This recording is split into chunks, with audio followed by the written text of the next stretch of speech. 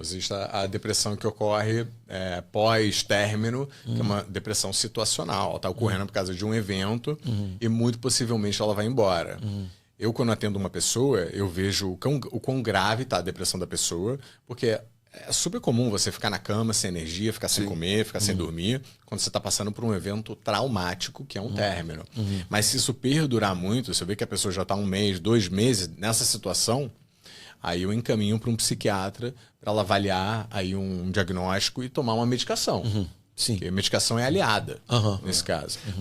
As pessoas têm muito medo de medicação. Eu sou psicólogo e morria de medo de tomar medicação até que eu entrei em depressão. Então, assim, foi o que me tirou do buraco. E foi justamente dentro do meu casamento, por causa de solidão. E aí vem aquele clichê básico que é a pior solidão é a vivida a dois, porque é verdade. Porque você deveria ter, na verdade, essa sua carência sua suprida pelo casal e você não tem, você se sente sozinho com uma outra pessoa. Isso é terrível. Assim como só a medicação também sem o tratamento, né? Só a medicação sem tratamento não funciona. Também não funciona. A medicação, ela não resolve o problema. Na verdade, ela resolve o sintoma do problema.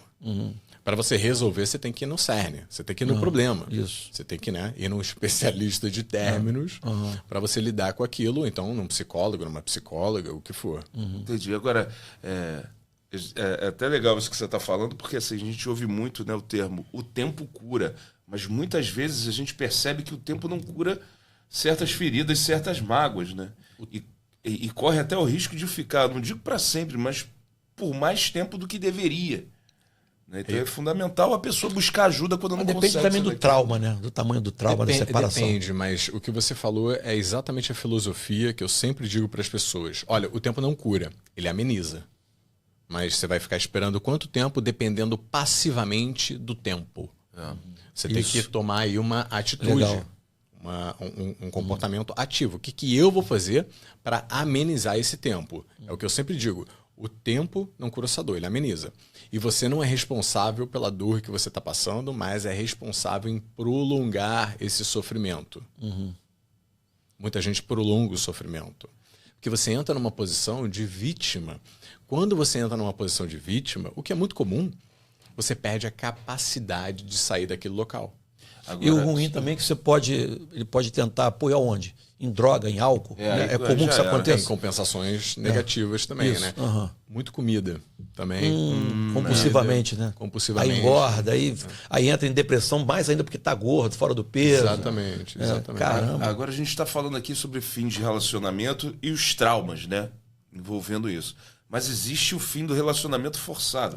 A pessoa perde o marido, a esposa, o companheiro, a companheira, enfim. E eu já vi isso de perto. Tem gente que não consegue superar de jeito nenhum. Até para retomar uma outra relação. É um outro tipo de tratamento nesse caso.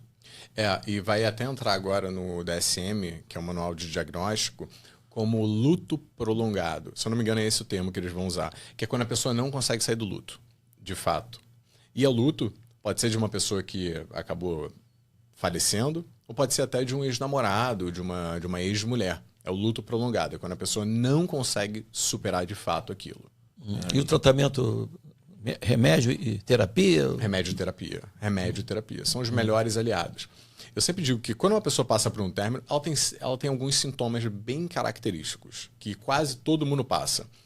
Primeiro sintoma, perda de motivação. Você não consegue levantar da cama, você não consegue fazer nada.